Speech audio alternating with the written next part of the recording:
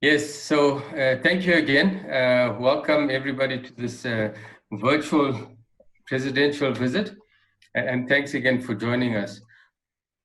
I'm going to share with you my theme for this year, and the CESA chooses a theme and looks at certain areas that we as the directorate are going to focus on for the year, some of our key focus areas. As we were coming into the end of last year, there was a lot of change that was going on in the country, and we were entering 2020, obviously. And when one thinks of 2020, one immediately thinks of this 2020 vision, a clear vision for the future. And we felt that we were at a time where we were crystallizing almost a new vision for where we were going as a country. So we thought it would be appropriate for us to reflect on what has happened, and also look at some of the renewal processes that have in fact started already, and then also in terms of the Regeneration Project, what is happening in the country in terms of regeneration, and how does CESA contribute to this regeneration process. So our theme was 2020, a time for reflection, renewal, and regeneration. So there was a lot of uncertainty coming in towards 2019 and coming into 2020. There was a lot of change happening. And I think through this process of introspection, of looking at what had happened over the last decade, there was this process of catharsis that was happening. We were deeply introspecting, trying to understand what was happening, what had happened previously, and how we were going to take that forward. And then there was also, as part of this process, quite a few renewal activities that were happening. And I will touch on a few of these items a little later. But there was this renewed sense of hope in the country, and there was change that was happening, and we were all looking forward to what was coming for the future. And then, as part of this renewal process, and going into what I refer to as regeneration, trying to rebuild and pick up from some of the problems that we were going through, there are a lot of solutions that are coming through, especially around the infrastructure space. And how, as I said, how does CESA fit into that regeneration project, and how do we contribute and try to actively influence the change that is happening, especially when it comes to infrastructure development. And then towards the end, I'll touch on some of the ongoing initiatives that we are busy with. There's quite a few things that are still very relevant, and I want to touch on those towards the end. So yes, and we were busy with all of these things, and obviously COVID happened, and the entire world was and still is in crisis mode. It's affected us as humanity, as human beings. All of our businesses have been severely impacted. Many of us as business owners and as employees. And whilst I don't want to go into too much of detail about all of that's happened, because there's so much of information, and we all are very well aware of what's happening. I think just for me, it just again highlighted the extreme levels of inequality that we have around the world, and especially in our South African context. And then also how many of our communities lack access to the basic services, and how this has actually impacted on how they respond to this virus. And as we know, many of our communities couldn't respond adequately. And this obviously, with the numbers increasing now, there's still so many risks that we're facing. And later on, when we come to the regeneration process, maybe we'll talk about some of the solutions that we can offer in regard to this pandemic, and how we go forward from there. Also, 2 weeks, excuse me, 2 weeks ago, our Minister of Finance painted a very bleak picture of our financial situation, and he's referred to it as this debt hippo that's eating into our finances, eating into our our future and to our children's inheritance as well. So we've got to this point where our future and the path that we're taking is certainly very uncertain and unclear. So there's a lot of challenges and unknowns that we are facing. So firstly, I just want to quickly reflect on where we've come from. A lot of the issues that I'm going to chat about and pick up on are not new to us, they're well known to us. So I'm going to go through it very quickly just to highlight some of these challenges that have framed our discussion and our theme for this year.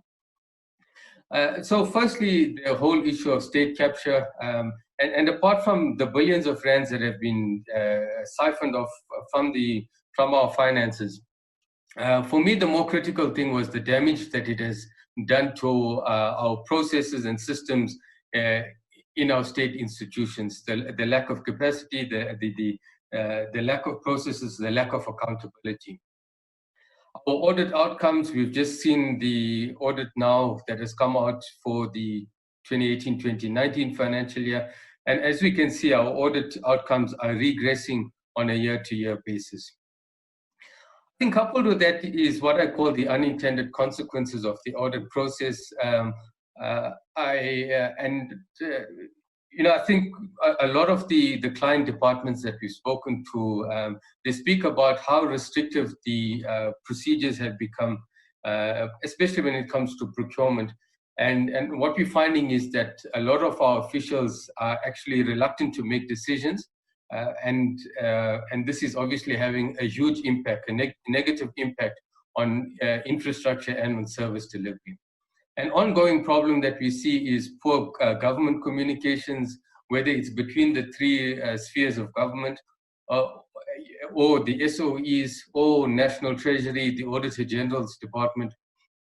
So there's poor government communications, and we're seeing that there's different and varying interpretations to pieces of legislation, to regulations, and this also has an impact on a negative impact on infrastructure delivery and service delivery. Another problem that we've been facing over the last couple of years is changing regulations. So we went through the process with the Standard for Infrastructure Procurement and Delivery Management, the SIPDIM, that was changed to the FITPIM. And earlier this year, the public procurement bill was sent out for comment. So there's been this continuous changing of regulations, so that we, sitting in the private sector, are not sure of how to interpret or how to apply some of these regulations. And we're also hearing that some of the officials, many of the officials that are sitting in our client departments are also having similar problems. And again, it has a negative impact on service delivery.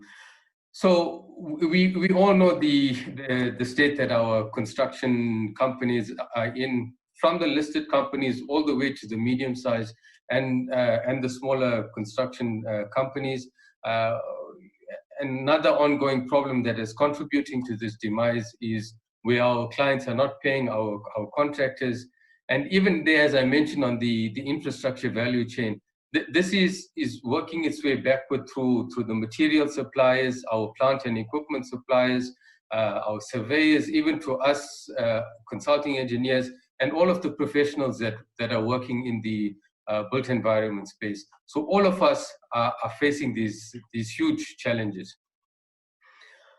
And then the construction mafia. So even the projects that are going out to construction, they are being disrupted, causing lots of havoc on our sites, and obviously interfering, impacting on delivery, on service delivery, and just causing chaos on our construction projects. I think we all know about the ratings downgrade and the impact that's having on the country's ability to attract or to borrow to fund some of these infrastructure programs. Then there's just this general lack of confidence in the industry and in the country. So I just wanted to paint a picture in terms of when we were reflecting on some of the issues that are contributing to this negative space that we find ourselves in. Also, when we reflect, we mustn't also forget that there were some positive aspects. And although there are not many of them, but we don't want to lose touch with them. Some of these positive contributions that have actually helped us through these difficult times. One of these is the CESA infrastructure report card. So it has been produced on 3 occasions in 2006, 2011, and 2017.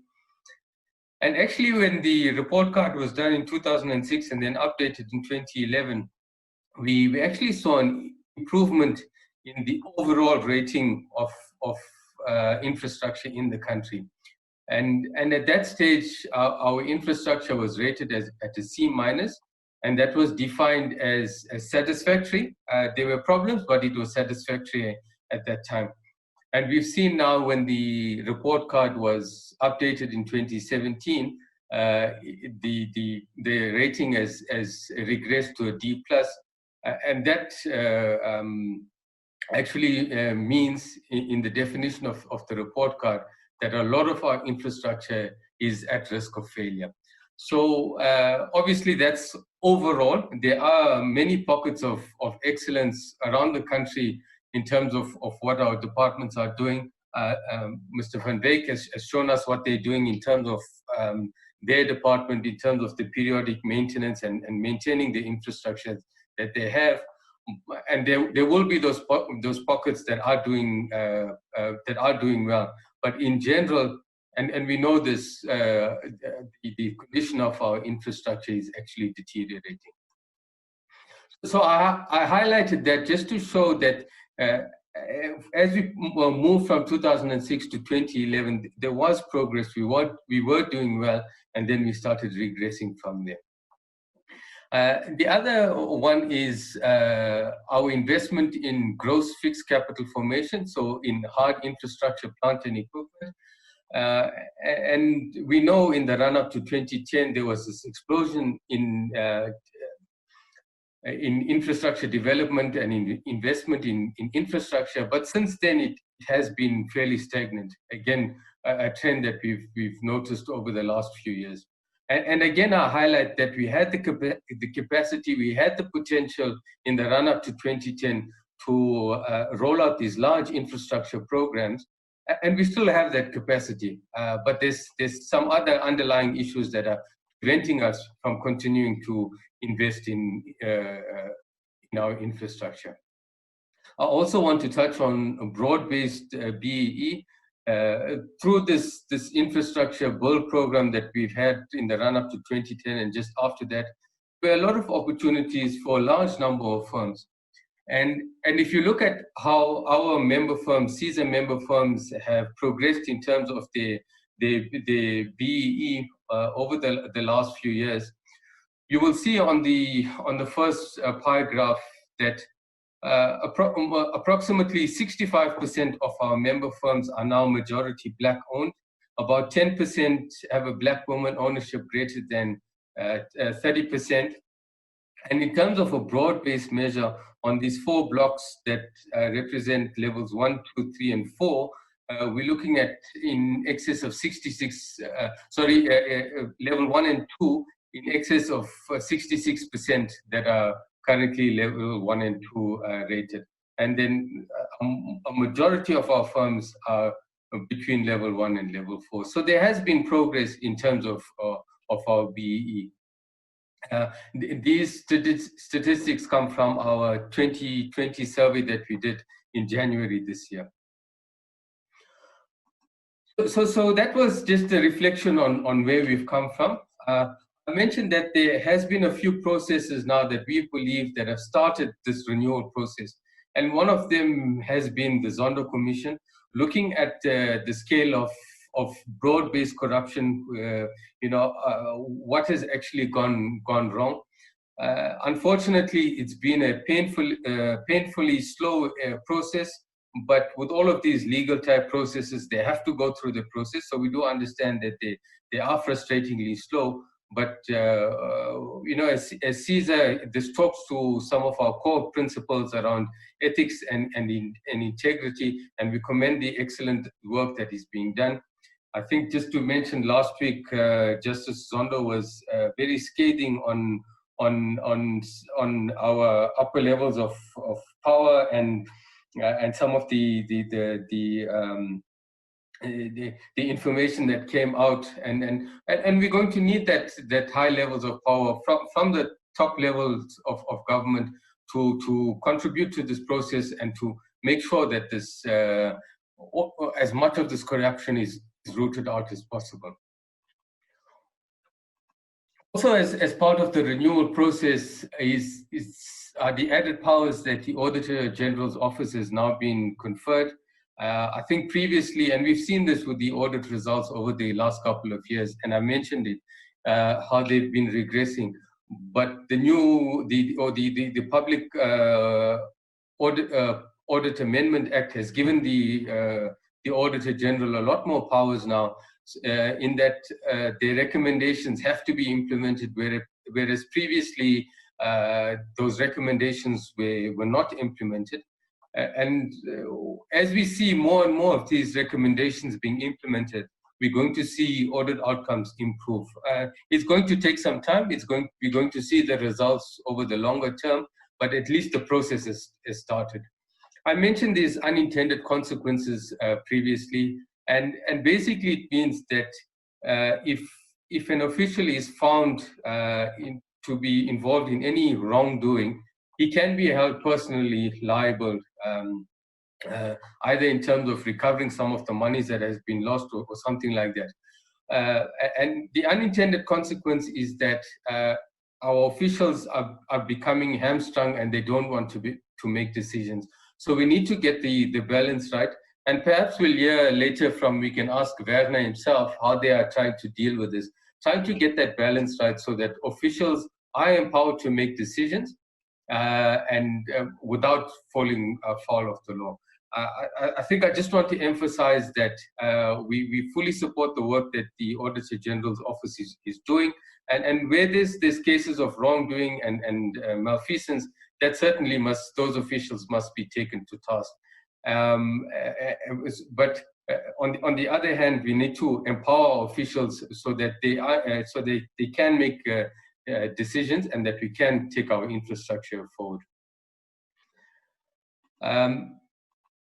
I think then another very important issue that's slowly being addressed is that of state capacity and building this capable state. We see it now in the criminal justice sector, in the NPA, in the Hawks, and I think a lot of our large infrastructure departments, public works and infrastructure, human settlements, water and sanitation, ESCOM, we see at least at the political level, the leadership is solidly in place now, and they're starting to build that technical leadership also. So also another process that's started.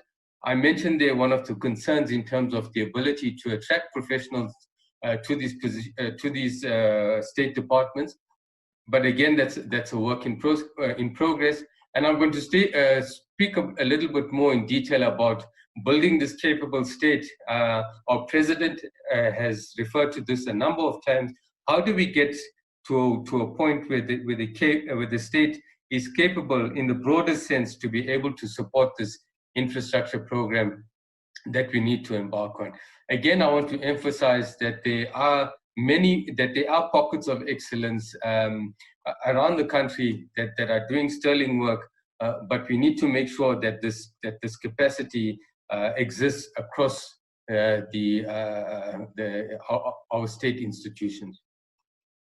And then just to mention some of the successful programs that we've rolled out recently. The one is the IPP program, some of the Sandrail concessions. These things have worked beautifully in the past, and we're seeing a renewed interest in these programs and trying to restart some of these programs. And that we see also as part of this renewal process. Okay, so what are the more detailed programs that are starting in terms of the whole regeneration project. I think there's a lot that we all acknowledge that we all need to do to start this regeneration project. And we as CESA, and I think many of us that work in the infrastructure space are very heartened to note that, and this comes from the highest office in the country, from the President's office, that this regeneration is going to be built on infrastructure spend. So obviously the short-term focus is going to be to stabilize debt.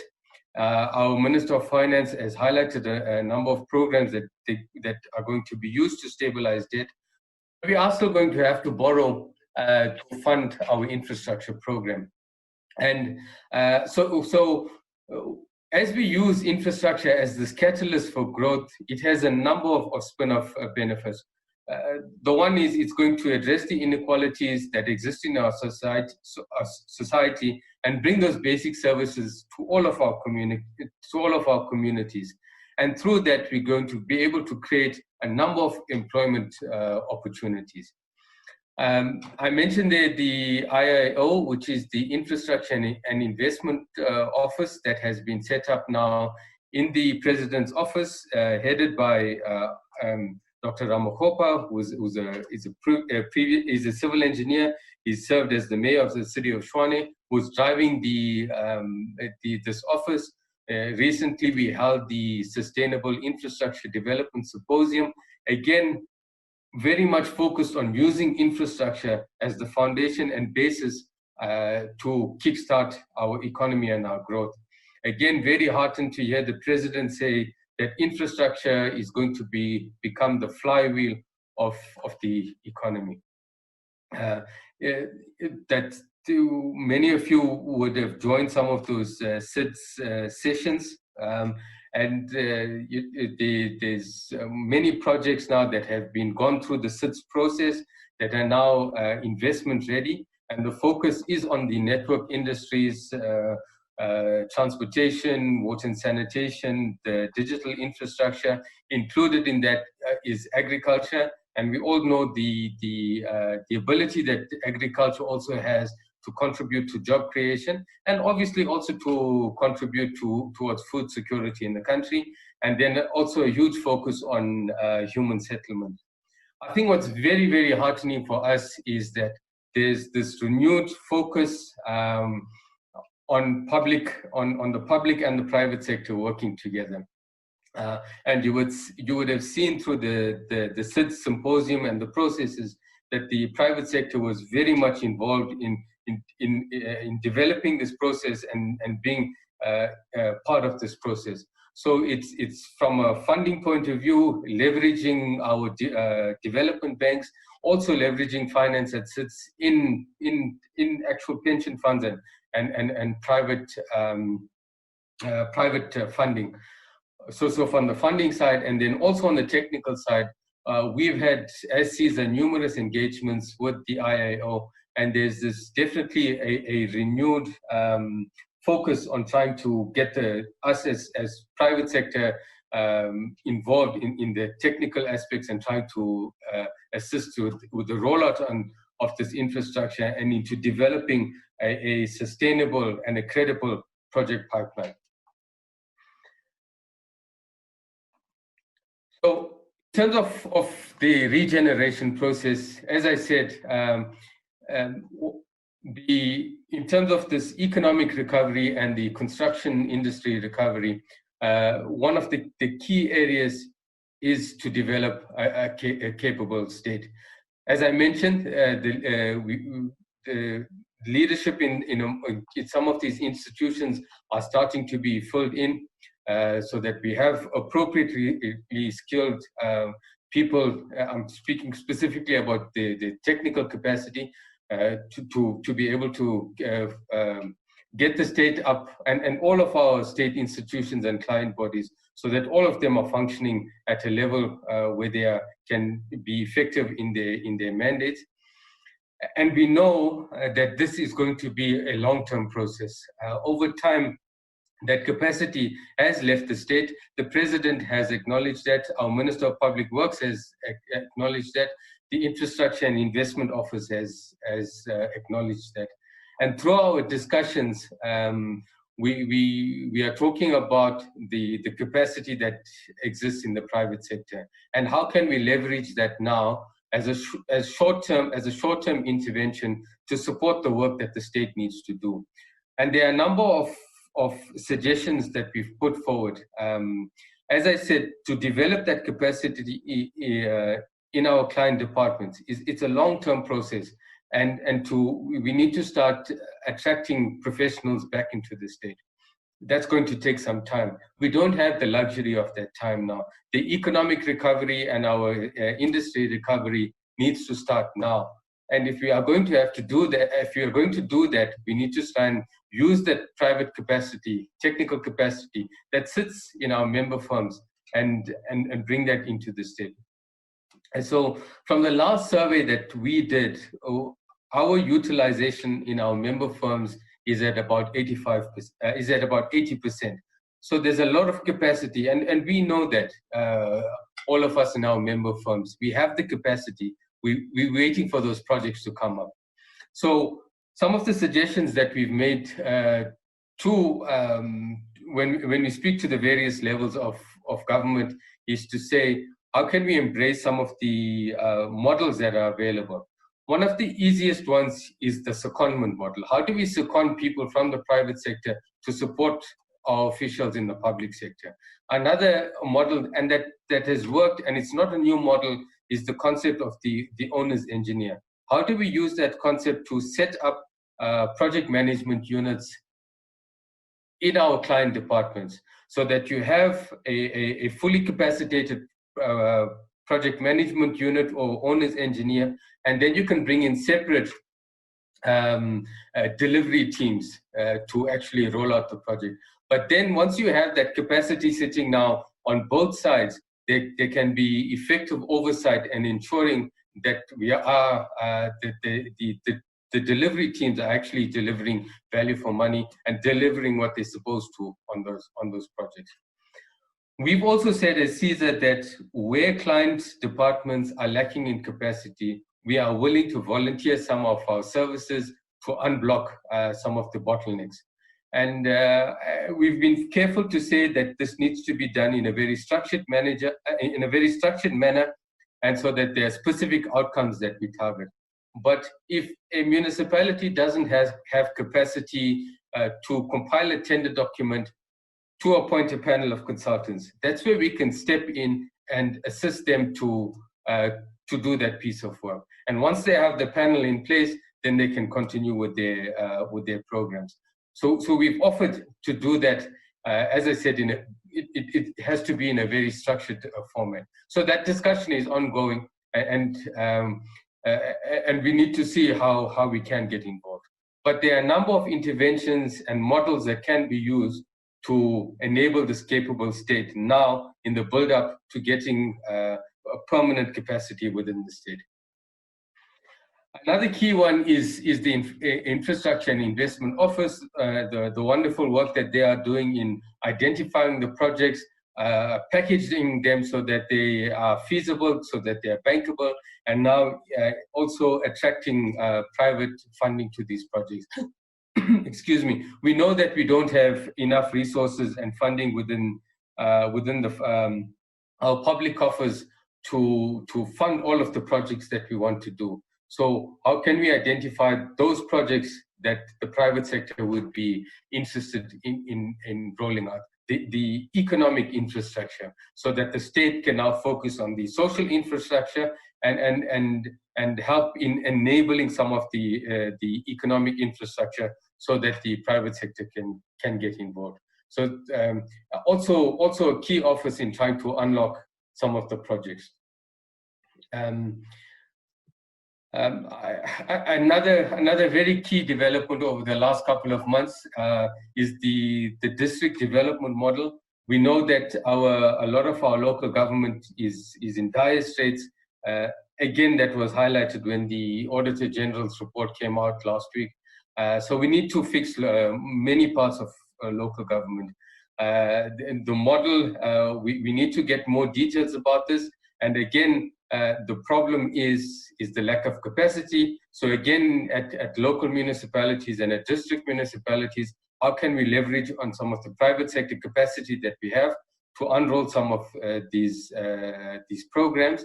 And one of the key factors that we need to get this model to work is the political will from local mayors and municipal managers. A lot of these programs have been tried in the past, and if we don't, and they haven't worked successfully. And if you don't have that political will and buy-in, they're not going to work now. But I think now that it's being driven from the president's office and through COCTA, through the ministry, I think we're going to get that buy-in, and we're going to make that program a success. Also, I just mentioned that we also don't want to work in isolation. There's a lot of talk about regional integration and Pan-African growth. So we have to adopt a Afrocentric approach to some of the projects that we do. South Africa is now the chair of the African Union. Our president has spoken about these programs now being extended into the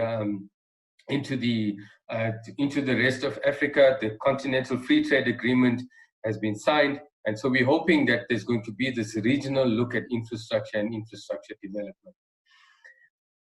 And then finally, you know, I think this is an aspect, models for delivering infrastructure. I think this is an aspect that's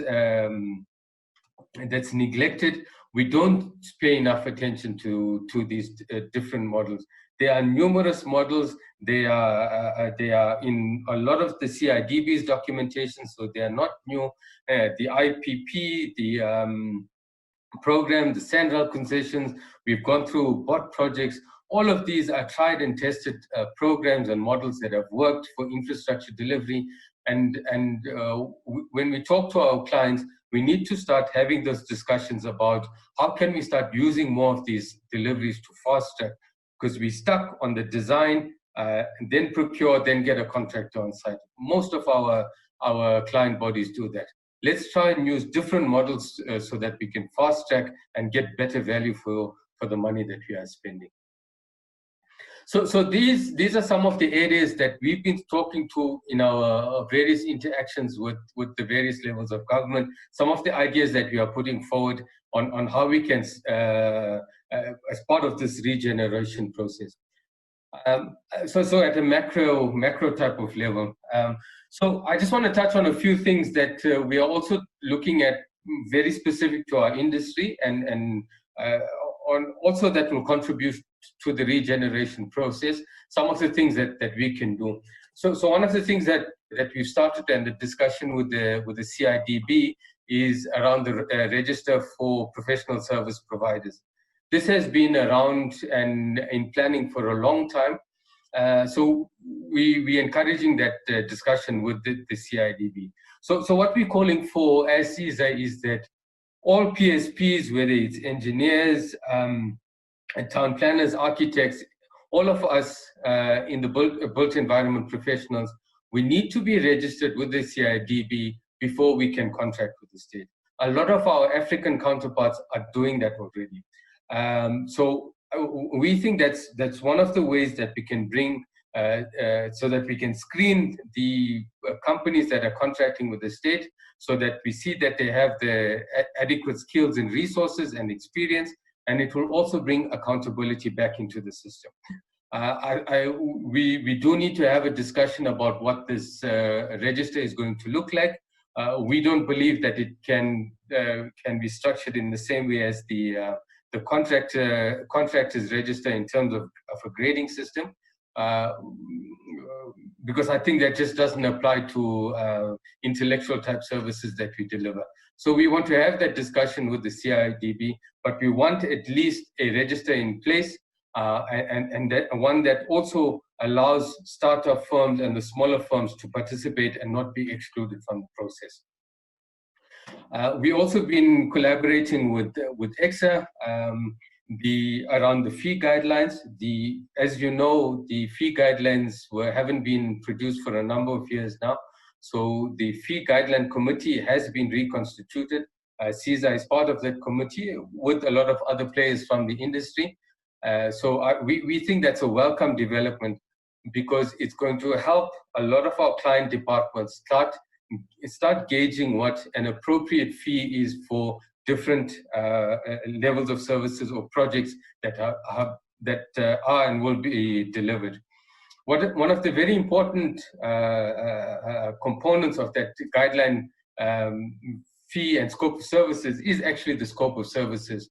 And I think that as more and more clients become familiar with the scope of services and what exactly a PSB needs to deliver, then that fee will make sense. And if service providers are held to deliver what the scope of services actually say, I think we're going to get a lot more value for the infrastructure that is being delivered. Associated with that, we've long been advocating for a quality cost-based selection procedure, QCBS. So we are still very much committed to competitive sourcing of our services, but we don't believe that always the lowest cost type model is the best model for procuring professional services. So, and a lot of clients are starting to do this now, to bring in quality and functionality, but we want that to become a bigger part of the adjudication process, so that we're not competing only on cost.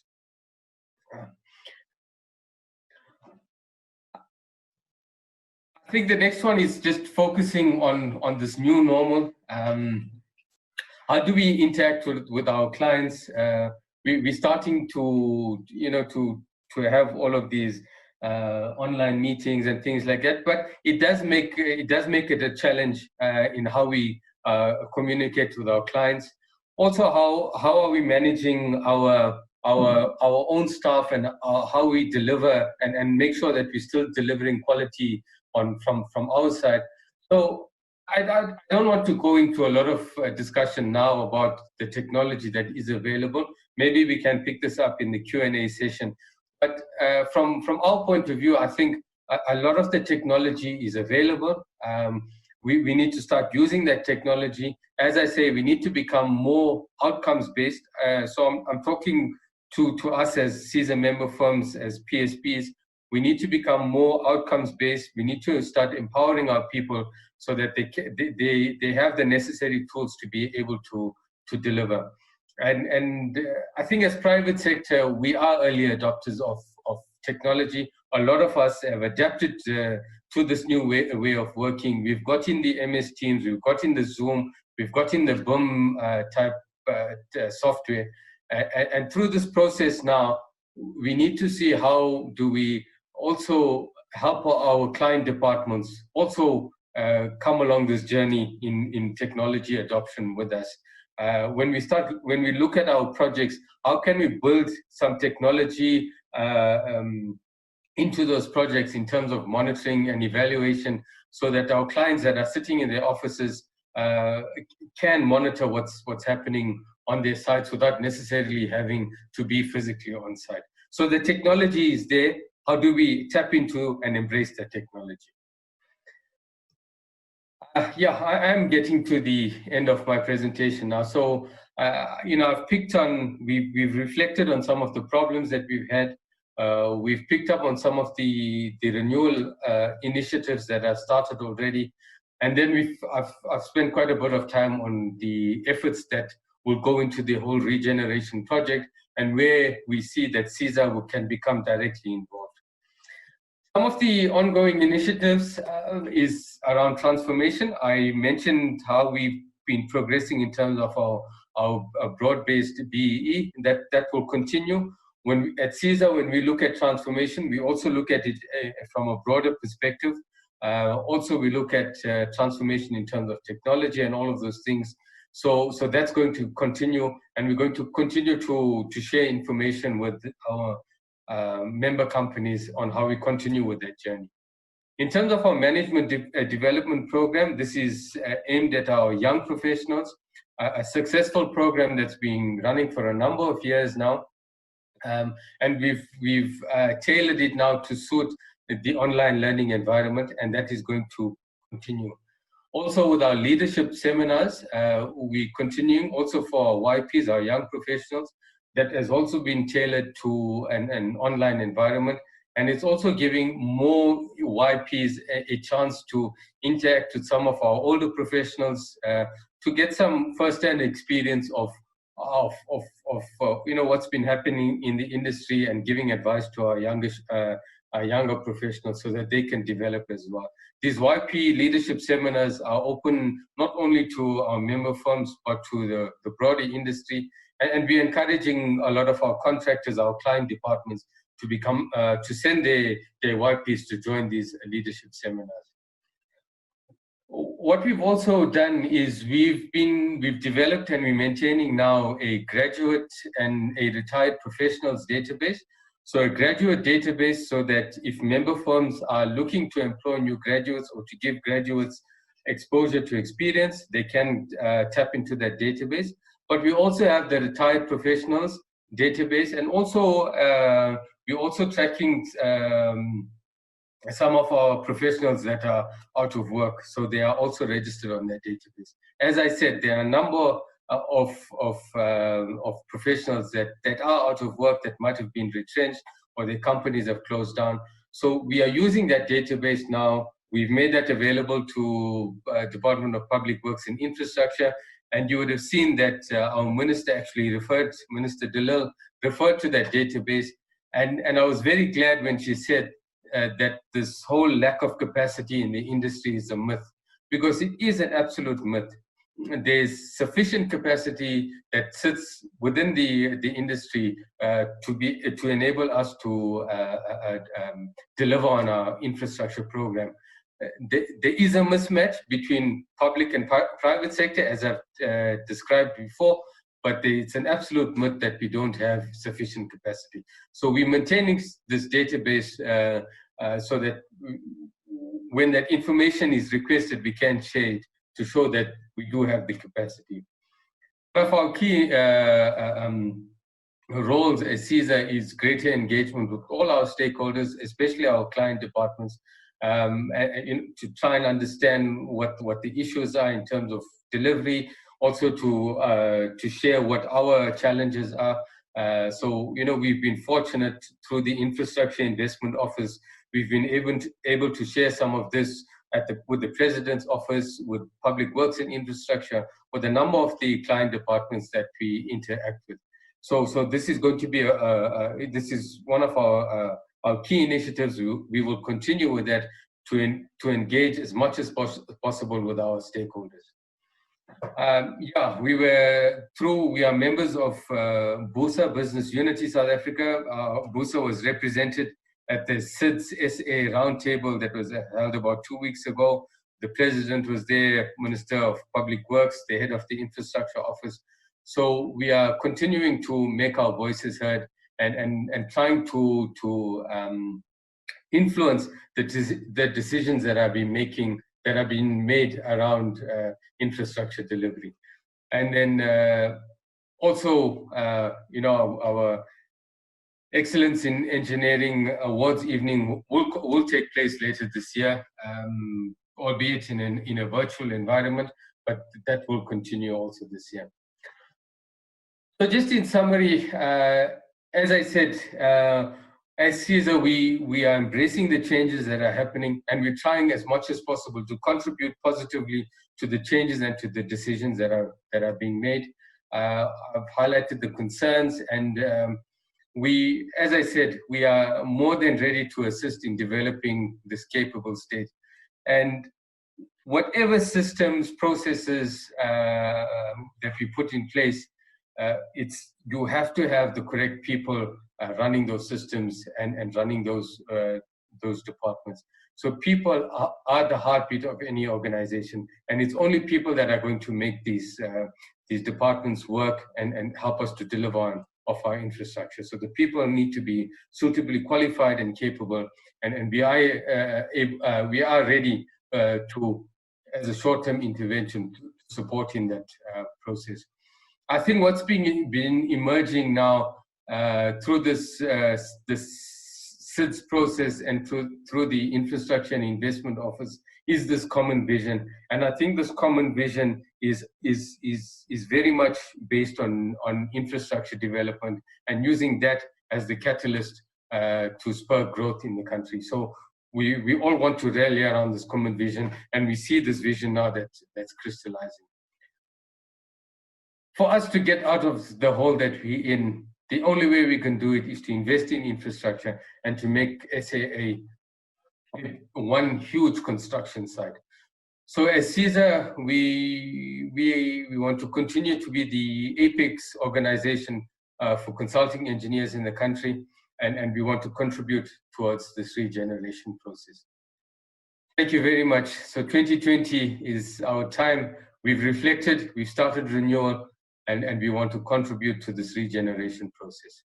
Thank you very much.